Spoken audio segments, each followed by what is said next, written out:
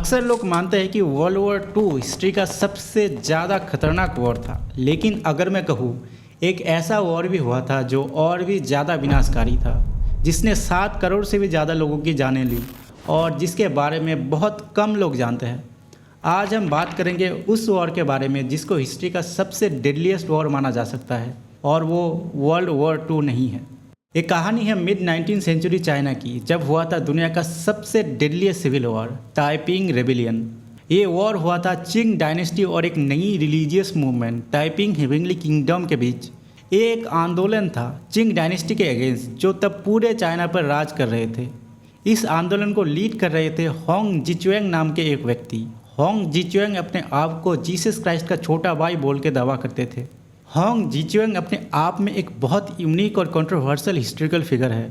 1840s में ग्वांगडोंग province के एक गरीब हाका फार्मिंग फैमिली में उनका जन्म हुआ।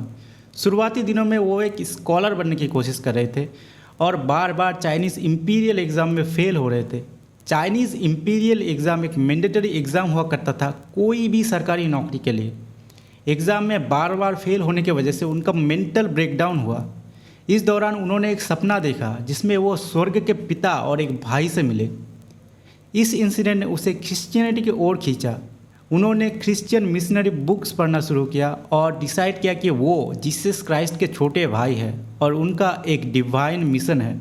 1850s में उन्होंने ताइपिंग हेवनली किंगडम नाम का एक मूवमेंट शुरू किया। इस मूवमेंट में वो प्राइवेट प्रॉपर्टी सिस्टम को ख़त्म कर देने की, महिलाओं को अपना हक देने की और कन्फ्यूशियन रिचुअल्स को रिजेक्ट करने की बात करते थे।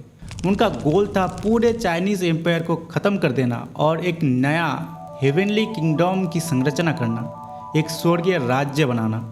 होंग जिचुएंग के सोच और लीडरशिप का चाइनीज़ लोगों के ऊपर एक गहरा इम्पैक्ट देखा गया।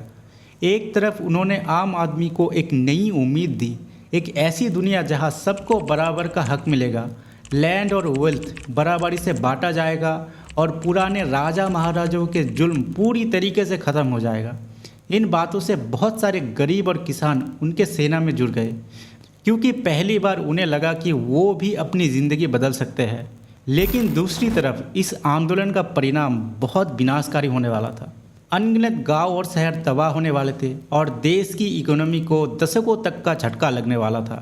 ये आंदोलन कुछ ही सालों में पूरे चाइना में फैल गया और इतना बड़ा हो गया कि इसे दुनिया का सबसे बड़ा सिविल वॉर कहा गया। लाखों नहीं, करोड़ों लोग इस लड़ाई में शामिल हुए और मारे गए। गांव उजड़ गए, फसलें ख़त्म हो गई और लोग भूख और बीमारी से मरने लगे। सिर्फ वॉर में ही 2 से 3 करोड़ लोग मारे गए। और जब हम अकाल और बीमारी से हुए गए डेथ्स को ऐड करते हैं, ये आंकड़ा 7 करोड़ तक पहुंच जाता है। कुछ हिस्टोरियंस तो ये तक मानते हैं कि ये नंबर 10 करोड़ तक हो सकता है। कंपैरिजन के लिए सोचो, वर्ल्ड वॉर 1 में 1 से 2 करोड़ लोग मारे गए थे और वर्ल्ड वॉर 2 में 7 से 8 करोड़।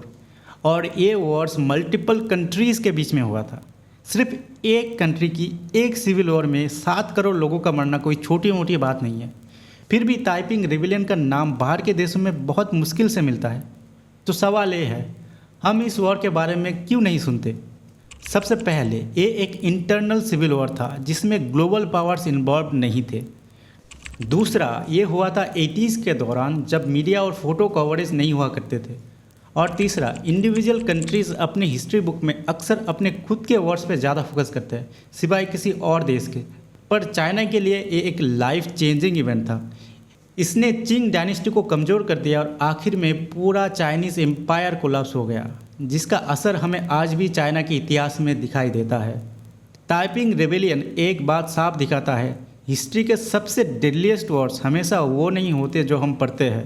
अगली बार जब कोई कहे कि वर्ल्ड वॉर 2 सबसे खतरनाक वॉर था, तो याद रखना एक और वॉर था जो इतना डेडली था कि उसने एक पूरे देश का फ्यूचर बदल दिया। क्या आप पहले के भी ताइपिंग रेबिलियन के बारे में सुने थे या आज पहली बार पता चला? कमेंट्स में ज़रूर बताना और लाइक, सब्सक्राइब और बेल आइकन को दबाना मत भूलना ऐसे ही इंटरेस्टिंग वीडियोज़ के लिए। तब तक के लिए bye bye and take care.